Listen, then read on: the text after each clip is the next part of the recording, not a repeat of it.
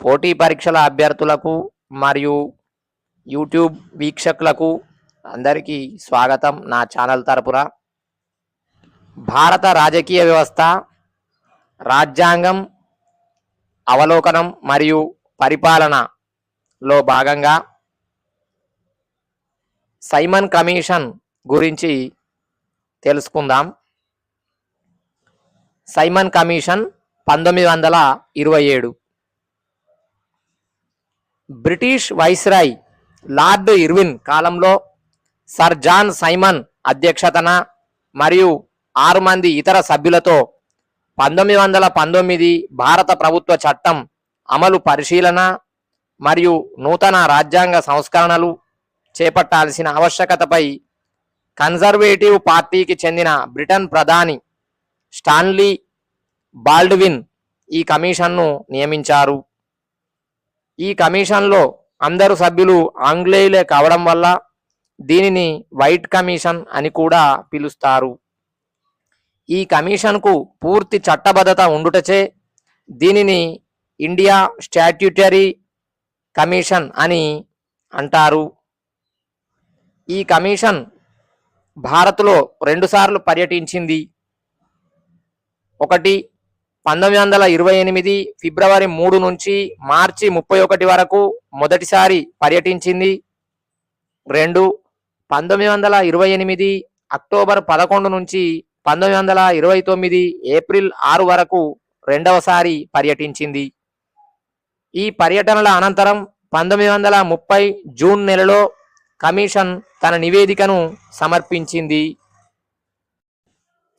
Commission సిఫార్సులు 1930 మేలో 2 వాల్యూమ్స్తో ప్రచురితమైన ఈ కమిషన్ సిఫార్సులు ఇలా ఉన్నాయి. నూతన రాజ్యాంగ పునర్నిర్మాణం జరగాలి. ఈ రాజ్యాంగం సమాఖ్య స్వభావం కలిగి ఉండాలి. న్యాయంతో సహా అన్ని అంశాలలో సంస్థానాలకు స్వతంత్ర ప్రతిపత్తి కల్పించాలి.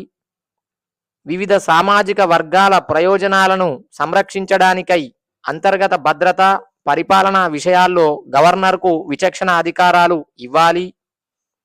ప్రావిన్షియల్ లెజిస్లేటివ్ కౌన్సిల్లోని సభ్యుల సంఖ్యను పెంచాలి. దిగువ సభను ఫెడరల్ అసెంబ్లీగా, ఎగువ సభను కౌన్సిల్ ఆఫ్ స్టేట్స్గా పిలవాలి.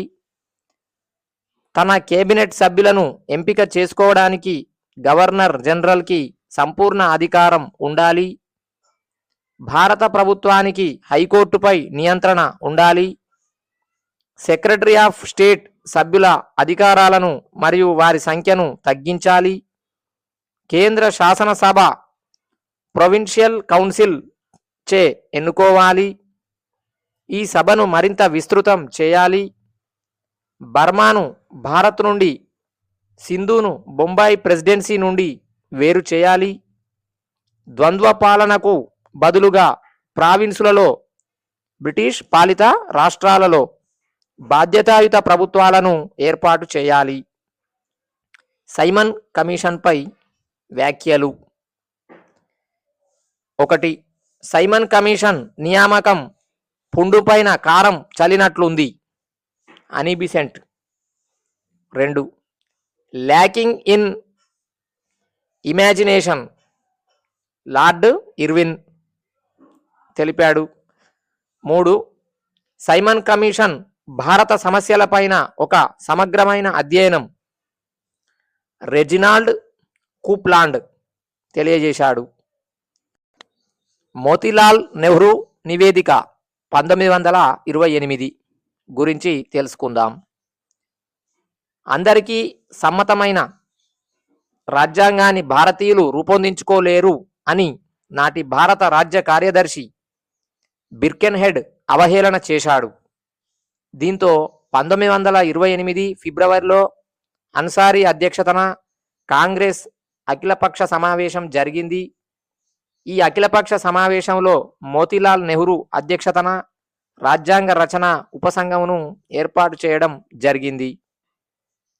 నెహ్రూ నివేదికలోని అంశాలు: స్వయం ప్రతిపత్తిని, డొమినియన్ స్టేటస్ కల్పించడం, సమాఖ్య విధానాన్ని ఫెడరల్ సిస్టమ్ అమలు చేసి బలమైన కేంద్రాన్ని ఏర్పాటు చేయడం మరియు అవశిష్ట అధికారాలను రెసిడ్యువరీ పవర్స్ కేంద్ర ప్రభుత్వానికి కల్పించడం, కేంద్ర రాష్ట్ర అధికారాల జాబితా, భాషా ప్రయుక్త రాష్ట్రాలను ఏర్పాటు చేయడం, కేంద్ర మరియు రాష్ట్రాలలో ద్విసభా విధానాన్ని బైకామెరల్ లెజిస్లేచర్ ప్రవేశపెట్టడం, మంత్రిమండలి ఏర్పాటు, వయోజన ఓటు హక్కు అడల్ట్ ఫ్రాంచైజ్ కల్పించడం, జనాభా పరంగా నైష్పత్తిక ప్రాతినిధ్యం, ముస్లింలకు ప్రత్యేక నియోజకవర్గాలను వ్యతిరేకించింది.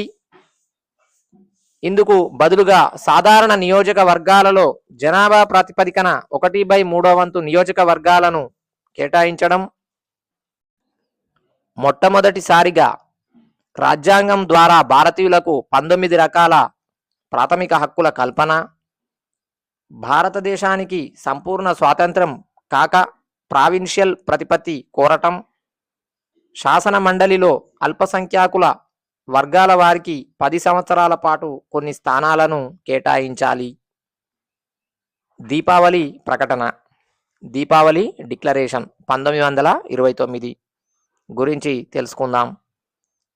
Viceroy Lord Irwin 1929 October 31 Deepavali రోజున భారత్కి భవిష్యత్తులో స్వయం ప్రతిపత్తి డొమినియన్ స్టేటస్ కల్పించబడుతుందని, అలాగే సైమన్ నివేదికపై ఏకాభిప్రాయం కోసం లండన్లో రౌండ్ టేబుల్ సమావేశాలు నిర్వహించబడతాయని, ఈ సమావేశాలకు అన్ని రాజకీయ పార్టీలు హాజరు కావాలని విజ్ఞప్తి చేస్తూ ఒక ప్రకటనను జారీ చేశాడు. దీనినే దీపావళి ప్రకటన అని పిలుస్తారు. రౌండ్ టేబుల్ సమావేశాలు 1930 నుంచి 32 గురించి తెలుసుకుందాం. ఈ సమావేశాలకు కారణాలు: 1. రాజ్యాంగ సంస్కరణలు లేదా భారత భవిష్యత్ రాజ్యాంగం. 2. స్వరాజ్ స్వపరిపాలన. మొత్తం 3 రౌండ్ టేబుల్ సమావేశాలు లండన్లో జరిగాయి. 1. మొదటి రౌండ్ టేబుల్ సమావేశం 1930 నవంబర్ 12 నుంచి 1931 జనవరి 19 వరకు. 2. రెండవ రౌండ్ టేబుల్ సమావేశం 1931 సెప్టెంబర్ 9 నుంచి డిసెంబర్ 7 వరకు. 3. మూడవ రౌండ్ టేబుల్ సమావేశం 1932 నవంబర్ 17 నుంచి డిసెంబర్ 24 వరకు.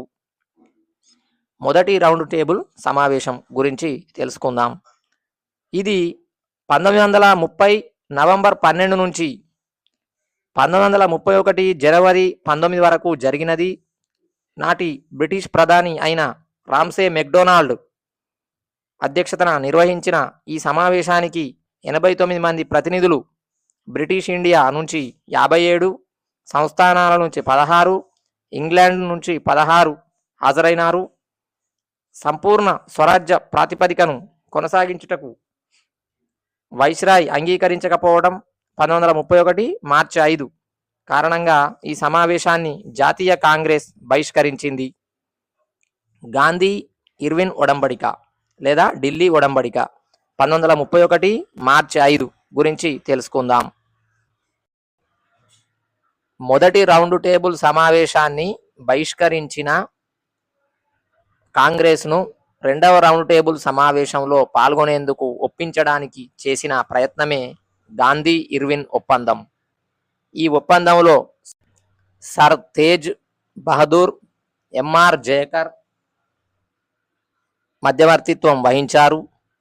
శాసనోల్లంఘన ఉద్యమంలో భాగంగా తీసుకొచ్చిన ఆర్డినెన్సుల ఉపసంహరణ, ఉప్పు తయారీపై ఆంక్షలు తొలగించడం, హింసకు పాల్పడిన వారిని మినహాయించి మిగతా రాజకీయ ఖైదీలందరి విడుదల, సత్యాగ్రహీల నుండి స్వాధీనం చేసుకున్న ఆస్తిని తిరిగి ఇవ్వడం ఈ ఒప్పందంలోని అంశాలుగా ఉన్నాయి. రెండవ రౌండ్ టేబుల్ సమావేశం గురించి తెలుసుకుందాం. ఇది 1931 సెప్టెంబర్ 7 నుండి డిసెంబర్ 1 వరకు రామ్సే మెక్డొనాల్డ్ అధ్యక్షతన లండన్లోని జేమ్స్ ప్యాలెస్లో జరిగింది. మొదటి సమావేశానికి హాజరైన వారు దీనికి కూడా హాజరయ్యారు. ఈ సమావేశానికి కాంగ్రెస్ తరపున హాజరైన ఏకైక ప్రతినిధి గాంధీజీ. ఈ సమావేశంలో ప్రధానంగా సమాఖ్య నిర్మాణం మరియు మైనార్టీల గురించి చర్చ జరిగింది. రెండవ రౌండ్ టేబుల్ సమావేశంలో అనేక వర్గాలు తమకు ప్రత్యేక నియోజకవర్గాలు కావాలని కోరటాన్ని అంబేద్కర్ సమర్థించగా దీనిని గాంధీజీ తీవ్రంగా వ్యతిరేకించారు. ఈ ఇద్దరి మధ్య ఘర్షణ కారణంగా గాంధీజీ ఈ సమావేశాన్ని బహిష్కరించారు. కమ్యూనల్ అవార్డు 1932 ఆగస్టు 16 గురించి తెలుసుకుందాం. అప్పటి బ్రిటన్ ప్రధాని రామ్సే మెక్డొనాల్డ్ మైనారిటీ వర్గాల ప్రాతినిధ్యానికి సంబంధించి చేసిన ప్రతిపాదనే కమ్యూనల్ అవార్డు అందరూ. దీని ప్రకారం ఇంతకు ముందు ముస్లింలు, సిక్కులు, క్రిస్టియన్లకు మాత్రమే పరిమితమైన ప్రత్యేక నియోజకవర్గాలను షెడ్యూల్డ్ కులాలకు కూడా ప్రతిపాదించారు. దీనికి వ్యతిరేకంగా సెప్టెంబర్ 16, 1932లో గాంధీజీ పూణేలోని ఎరవాడ జైల్లో నిరాహార దీక్షకు కూర్చున్నాడు. దీంతో గాంధీ, అంబేద్కర్ల మధ్య రాజీ కోసం మదన్ మోహన్ మాలవ్య, రాజాజీలు ప్రయత్నించి గాంధీ యొక్క నిరాహార దీక్షను విరమింపజేశారు. ఈ విధంగా గాంధీ, అంబేద్కర్ల మధ్య పూనా ఒప్పందం కుదిరింది. పూనా ఒప్పందం, పూనా ప్యాక్ట్ 1932 గురించి తెలుసుకుందాం.